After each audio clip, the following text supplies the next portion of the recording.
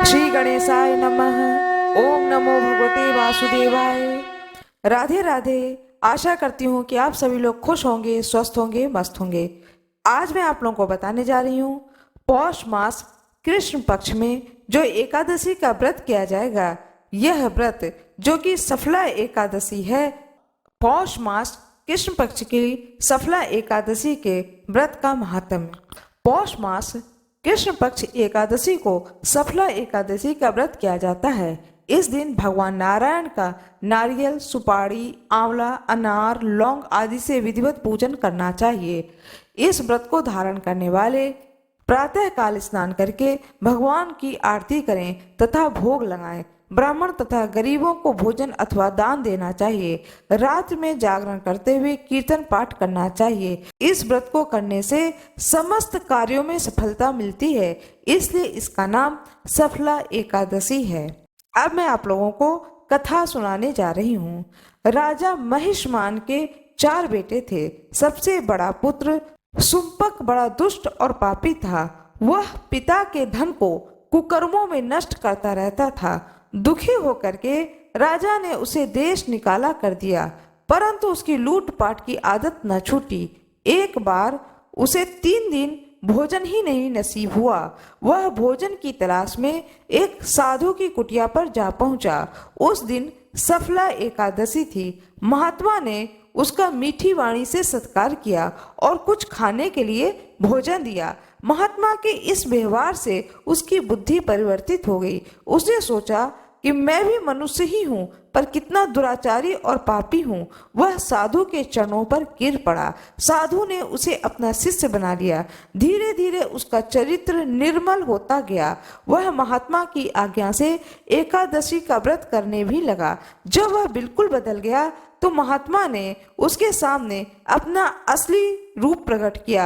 महात्मा के वेश में उसके सामने उसके पिता खड़े थे। पुत्र के सद्गुणों से युक्त जान करके राजा महिष्मान ने उसे राजकाज सौंप दिया।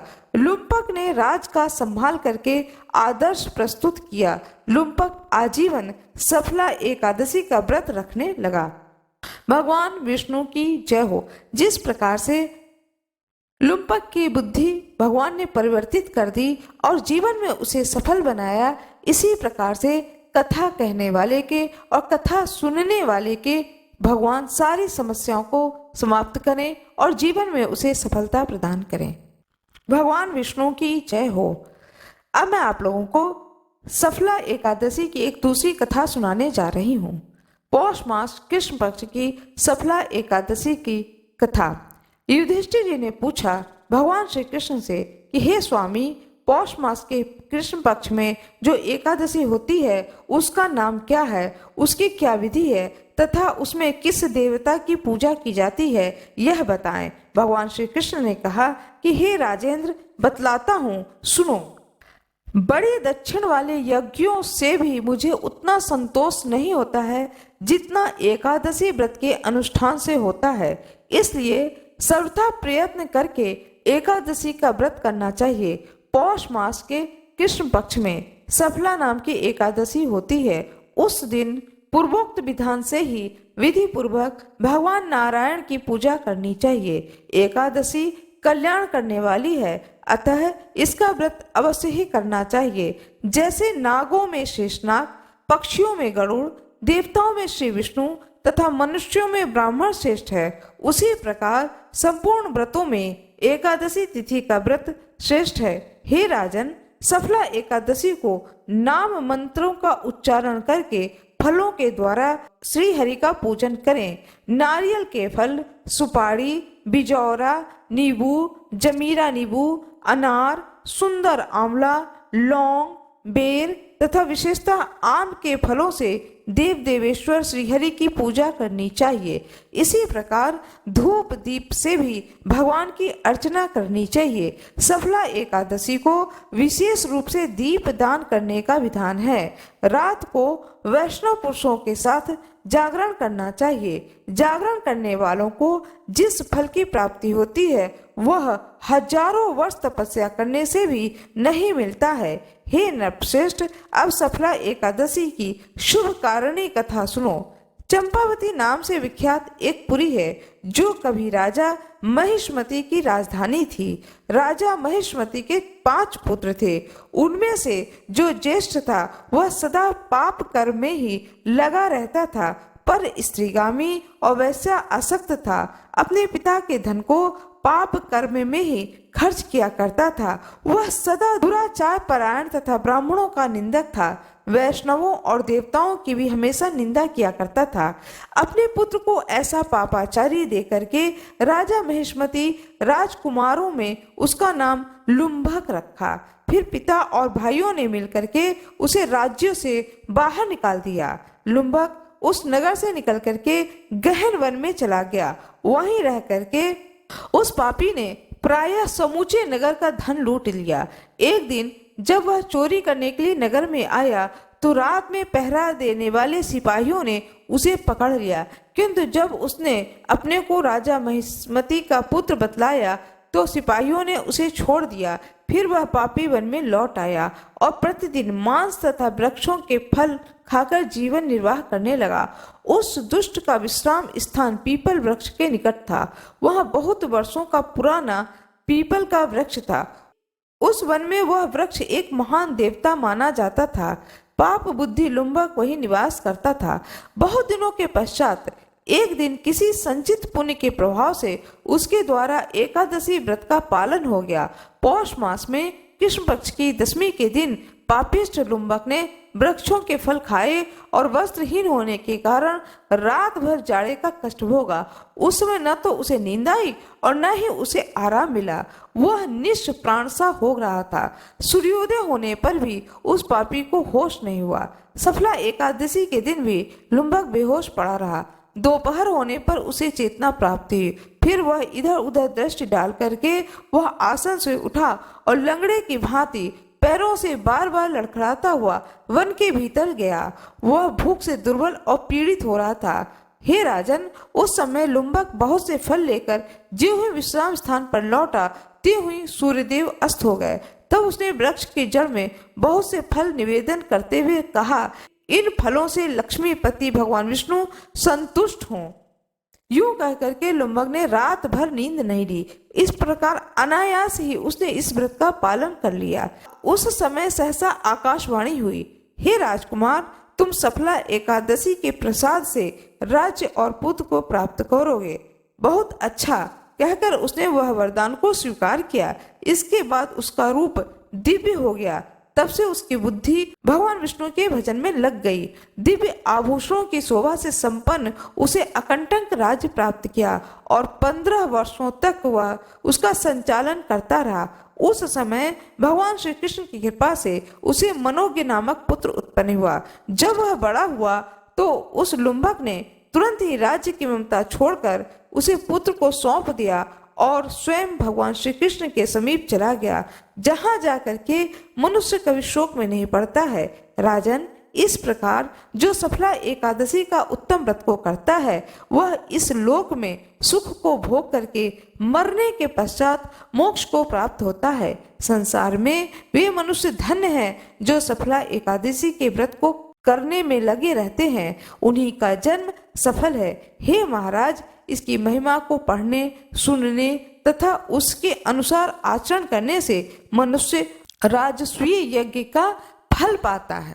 भगवान विष्णु की जय हो, माता लक्ष्मी की जय हो, खाटू श्याम बाबा की जय हो, भगवान श्री कृष्ण की जय हो, भगवान शंकर की जय हो, सभी संतों की जय हो, दिव्य संतों की जय हो, दृश्य संतों की जय हो, अदृश्य संतों की जय हो। आशा करती हूँ कि आप लोगों को यह एकादशी की व्रत कथा अच्छी लगी होगी। आज मैं आप लोगों को एक छोटी सी प्यारी सी कथा सुनाने जा रही हूँ। उन लोगों के लिए है जो भगवान को हर चीज का भोग लगाते हैं, उसके बाद उस चीज को ग्रहण करते हैं। भगवान को भोग लगाने का क्या फल प्राप्त होता है, यह प्यारी सी कथा आप लोगों को सुनाने जा रही हूँ। आप लोगों से कहना चाहती हूँ, यदि आप लोगों को यह कथा अच्छी लगे तो कृपया वीडियो को लाइक जरूर कर दीजिएगा। यह कथा उनके लिए है जो हर चीज भगवान को भोग लगा करके अर्पण करके खाते हैं।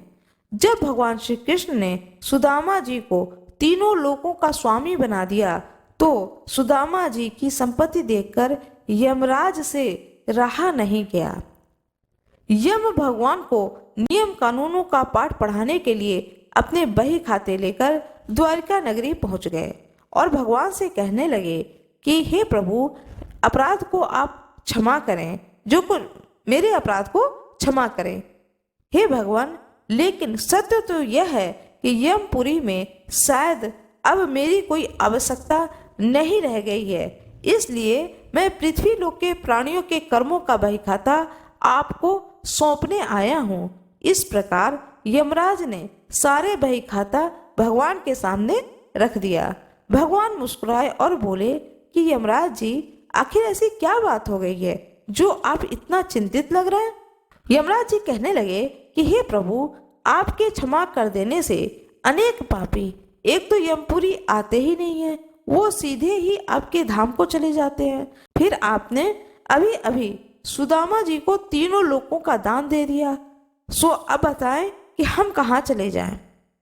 यमराज जी भगवान से कहने लगे कि प्रभु, सुदामा जी के प्रारब्ध में तो जीवन भर दरिद्रता ही लिखी हुई थी, लेकिन आपने उन्हें तीनों लोकों की संपत्ति दे करके विधि के बनाए हुए विधान को ही बदल कर रख दिया।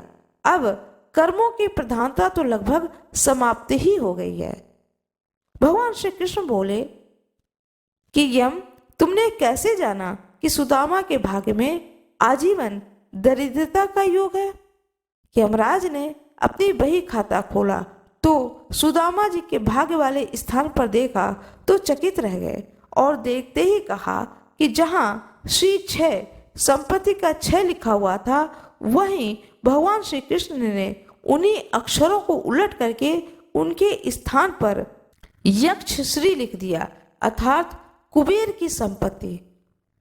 भगवान बोले यमराज जी से कि शायद आपकी जानकारी पूरी नहीं है। क्या आप जानते हैं कि सुदामा ने मुझे अपना सर्वस्व अर्पण कर दिया था? मैंने तो सुदामा के केवल उसी उपकार का प्रतिफल उसे दिया है। यमराज जी बोले कि भगवान, ऐसी कौन सी संपत्ति सुदामा जी ने आपको अर्पण कर दी कि उसके पास तो कुछ भी नहीं है? भगवान बोले कि सुदामा ने अपनी कुल पूंजी के रूप में बड़े ही प्रेम से मुझे चावल अर्पण किए थे और जो मैंने देवी लक्ष्मी ने बड़े प्रेम से खाए थे। जो मुझे प्रेम से कुछ खिलाता है उसे संपूर्ण विश्व को भोजन कराने जितना पुण्य प्राप्त होता है, बस उसी का प्रतिफल सुदामा को मैंने दिया है। ऐसे दयालु हैं हमारे श्री प्रभु द्वारकाधीश भगवान श्री कृष्ण भगवान, जिन्होंने न केवल सुदामा जी पर कृपा की बल्कि द्रौपदी की बटलोई से बचे हुए साग के पत्ते को भी बड़े चाव से खा करके दुर्वासा ऋषि और उनके शिष्यों सहित संपूर्ण विश्व को तृप्त कर दिया था और पांडवों को श्राप से बचाया था। भगवान श्री कृष्ण की जय हो, उनके सारे भक्तों की जय हो, सुदामा की जय हो, यम देवता की जय हो, माता लक्ष्मी की जय हो, सभी देवी देवताओं की जय हो, सभी दृश्य ऋषियों की जय हो, सभी अदृश्य ऋषियों की जय हो। आज मैं आप लोगों को एक कथा सुनाने जा रही हूँ, तुलसी माता की कथा। कार्तिक के महीने में सब कोई तुलसी माता को सींचते हैं। सब कोई तो सींच के चले जाते थे, लेकिन एक बुढ़िया माई आती और माता तुलसी को रोजाना सींचती और तुलसी माता से कहती, सत्य की दाता मैं बिरला सींचू तेरा, तू कर निस्तारा मेरा। तुलसी माता अड़ुआ दे लड़ुआ दे, पीताम्बरा की धोती दे, मीठा मीठा घास दे, बैकुंठ का वास दे, चटके की चाल दे, पटके की मौत दे, चंदन की काठ दे, झालर के झिनकार दे, साईं का राज दे, दाल भात का जमीन दे, 11 का दिन दे, कृष्ण का कंधा दे। इतनी बात सुनकर माता तुलसी सूखने लगी।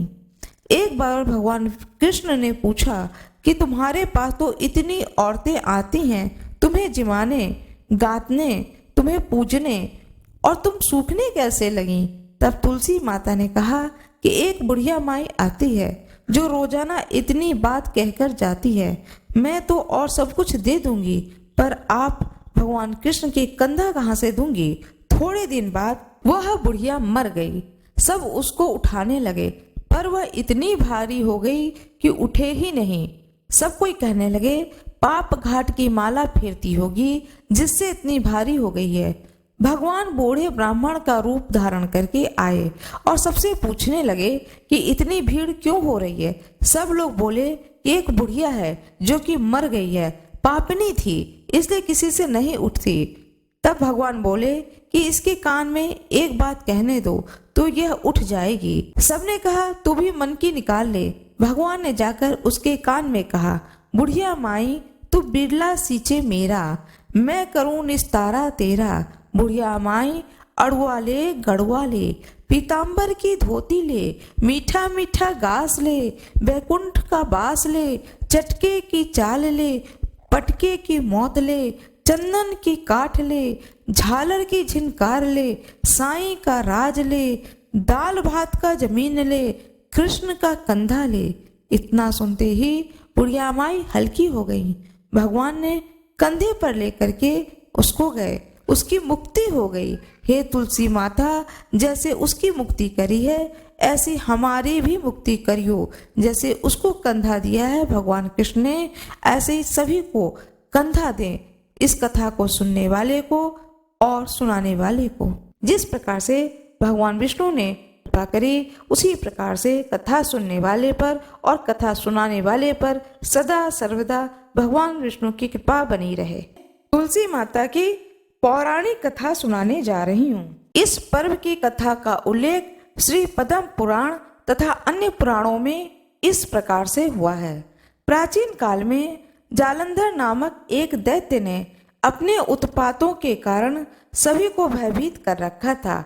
उसकी पत्नी वृंदा रूपवती होने के साथ एक पतिव्रता स्त्री थी। उसी के प्रताप से वह सर्व विजय बना हुआ था। उस दैत्य से भयभीत होकर ऋषि मुनि और देवतागण भगवान विष्णु के पास जाकर अपनी विपदा सुनाने लगे, तो उन्होंने वृंदा का पति धर्म भंग करके उसका बल क्षीण करने का निश्चय किया। भगवान विष्णु ने अपनी योग माया से एक मृत शरीर वृंदा के आंगन में फेंकवा दिया। वृंदा ने उसे अपने पति का शरीर समझकर उसका आलिंगन कर लिया। इससे उसका पति धर्म नष्ट हो गया, जबकि उसका पति तो देवलोक में इंद्र से युद्ध कर रहा था। इधर वृंदा का सतीत्व नष्ट हुआ और उसका पति युद्ध में हारकर मृत्यु को प्राप्त हुआ।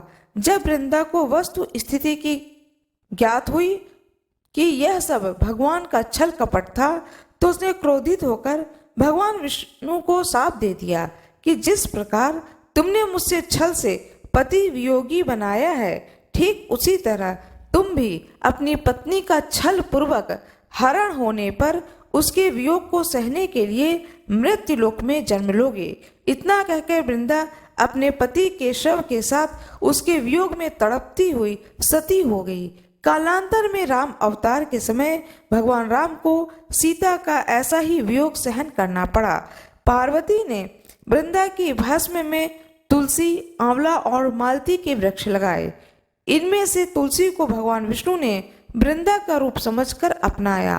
कुछ लोग यह भी मानते हैं कि भगवान विष्णु ने छल से वृंदा का सतीत्व भंग कराया था, तो उसने उन्हें पत्थर बनने का शाप दिया था। इस पर भगवान ने कहा था कि तुम मुझे लक्ष्मी से भी अत्यंत प्रिय हो। यह सब तुम्हारे सतीत्व का ही फल है कि तुम तुलसी बनकर तुम सदा मेरे साथ रहोगी। जो भी तुम्हारे साथ मेरा विवाह करेगा वह परम धाम को प्राप्त होगा।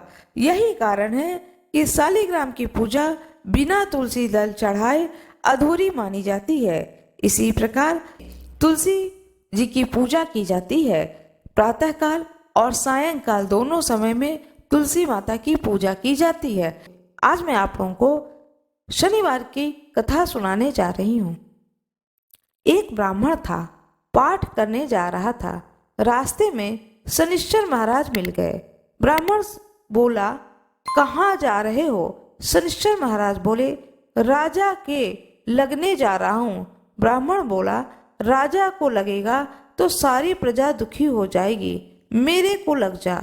शनिश्चर बोला, कितने समय के लिए? तो ब्राह्मण बोला, 7 साल की 9 ओटी जाए, 5 साल की न ओटी जाए, 2.5 साल की न ओटी जाए, 1.25 साल की न ओटी जाए, 1.25 पहर की ओट ली। ब्राह्मण नदी के किनारे जाकर के बैठ गया, आसन बिछा करके पाठ करने लगा। ओम नमो भगवते वासुदेवाय नमः 5 बार कह करके माला फेरने लगा। नदी में 2 मतीरे बहे जा रहे थे, उसने निकाल के घोड़े के नीचे रख दिया। मतीरे राजा के लड़के के सिर बन गए। एक आदमी ने देखा कि ब्राह्मण ने राजा के लड़कों के सिर काट के रखे हैं, तो ब्राह्मण ने कहा कि किसी से कहियो मत, मुझे शनि की दशा लग रही है। उसने एक से कह दी तो यह बात पूरे नगरी में फैल गई। राजा ने आदेश दिया कि ब्राह्मण को सूली पे चढ़ा दो। ब्राह्मण को लाया गया, सूली पे लटकाया गया, सूली टूट गई। सोने की घड़वाई वो भी टूट गई, चांदी की घड़वाई वो भी टूट गई। जो भी सूली घड़वाए वही टूट जाए। इतनी देर में 1.25 पहर पूरा हो गया। राजा का लड़का खेलते खेलते आ गया। रानी बोली, महाराज, ब्राह्मण सूली पे चढ़ा दिया होगा, हमारा कैसे पाप उतरेगा? राजा बोला, जाके देखो। देखा तो ब्राह्मण पाठ कर रहा है। उससे पूछा, हे विप्रवर, ऐसा कैसे हो गया? ब्राह्मण बोला, मैं तो पाठ करने जा रहा था, रास्ते में शनिश्चर महाराज मिल गए और मैंने उनसे पूछा कि महाराज आप कहाँ जा रहे हो? तो शनिश्चर महाराज बोले कि मैं राजा के लगने जा रहा हूँ। तब मैंने बोला कि राजा के ना लगो, यदि तुम राजा के लग जाओगे तो पूरी प्रजा दुखी हो जाएगी। एक काम करो, तुम मेरे लग जाओ। शनिश्चर बोला, कितने समय के लिए मैं तुम्हारे लग जाऊं? तब मैंने कहा कि 7 साल की ना ओटी जाए, 5 साल की ना ओटी जाए, 2.5 साल की ना ओटी जाए, 1.25 साल की ना ओटी जाए, 1.25 पहर की ओटी ले। राजा बोले, 1.25 पहर में ऐसे रंग दिखाए, इसकी दशा कैसे दशा उतरे? सोना चांदी का दान, तांबे लोहे का दान, पीतल का दान राजा तो कर दे, लेकिन गरीब कैसे करेगा? ब्राह्मण ने कहा, गरीब तेल की पाली, गुड़ की डली डकोत को दे दे। 7 बार पीपल में जल चढ़ा दें और 7 बार पीपल का फेरी ले। फेरी लगाते समय यह बोले, शनि देव टोटा कभी न आवे, टोटा शनि की घड़ी घड़ी ले 70 बला टाल दे। 7 बार कह दें, 7 बार जल चढ़ा दें, 7 बार पीपल के वृक्ष का फेरी ले लें, सारी बला टल जाए। शनि की महादशा जो चलती है उसका प्रकोप हट जाता है। इस तरह से पूजा करने से, कथा को सुनने से और पीपल देवता की फेरी लगाने से। शनि देवता की जय हो, ब्राह्मण देवता की जय हो, विष्णु भगवान की जय हो, माता लक्ष्मी की जय हो, सूर्य भगवान की जय हो, हनुमान जी की जय हो, सभी भक्तों की जय हो, सभी ऋषि मुनियों की जय हो। आशा करती हूँ कि आप लोगों को यह कथा अच्छी लगी होगी। यदि आप लोगों को यह कथा अच्छी लगी हो तो कृपया वीडियो को लाइक जरूर कर दीजिएगा, चैनल को सब्सक्राइब कर दीजिएगा, बेल आइकन अवश्य ही दबा दीजिएगा। देखिए, लाइक करने में आप लोगों का कोई भी नुकसान नहीं है, इसलिए कृपया लाइक जरूर कर दीजिएगा। आप सभी लोगों का बहुत बहुत धन्यवाद।